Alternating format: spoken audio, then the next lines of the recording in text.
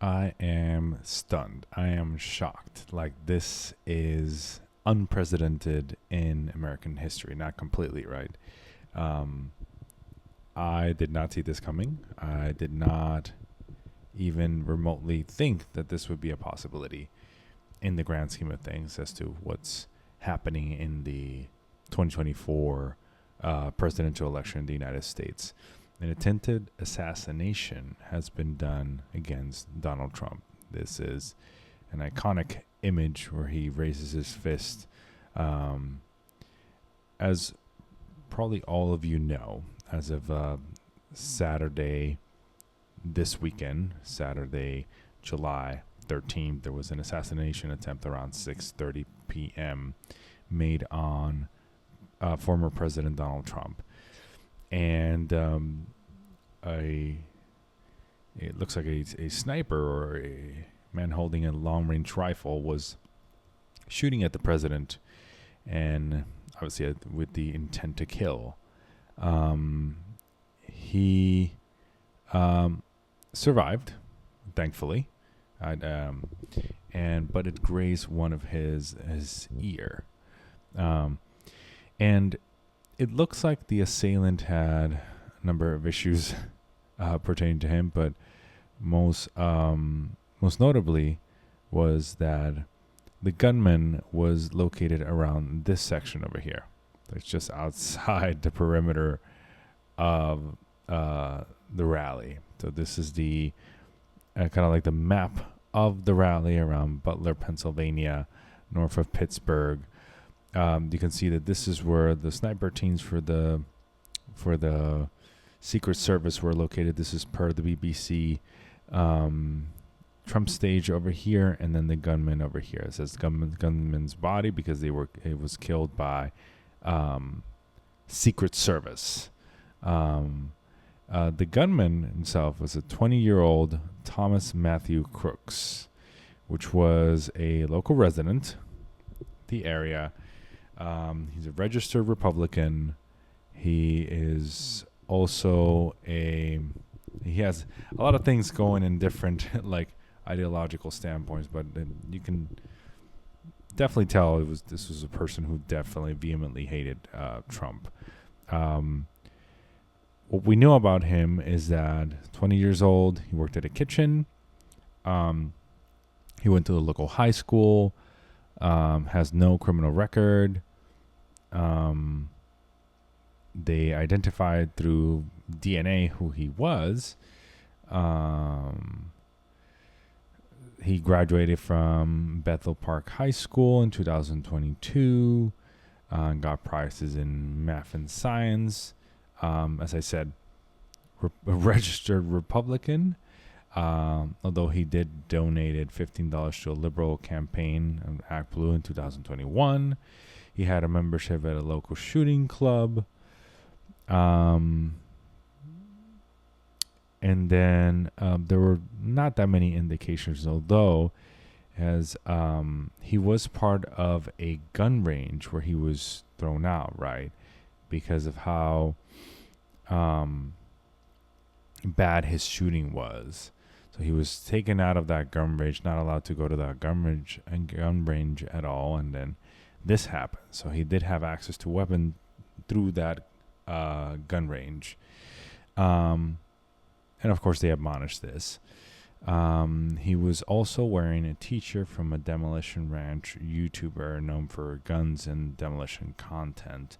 He has millions of viewers online. So what was his motivation per the BBC?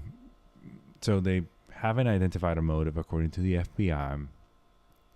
And they're looking at like motives, reasons for him doing this.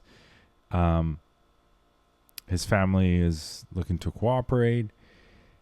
They're wondering what the hell is going on and all of that. They sealed off the area. They asked what kind of person was he, just to get to the bottom of it. He was an okay person. Like there were no like red flags. But then again, there are people who didn't really know him well. So it's a mixed bag, right? Registered Republican, but also donated to Act Blue, but also like he had a terrible shot. He was a terrible shot at the Rifle Academy, but he was also not. He was also very active in high school. He appeared in one of the commercials with BlackRock and all of that, which is interesting. So this is like the information related to it. This is him shooting. I'm not going to play the video, so we don't see those raw images, but essentially that's him. He was shot down by Secret Service, killed by the Secret Service. So he's dead, but at the same time, I'm like, okay, why is this happening? And we know why it's happening. There's been heightened tensions in the 2024 election that had led to this. This is not the first time this has happened. Of course, there have been multiple presidents that this has happened to, but the most recent example has been with Ronald Reagan in 1968. He was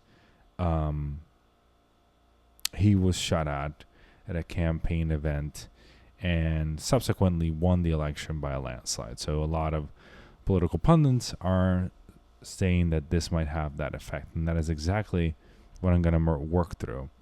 So we have a couple of post-election, post-assassination attempt polls, a number of which have come from swing state. The national one has, on the average, you see Trump up across the board. You see on the national average about Trump up by 1%.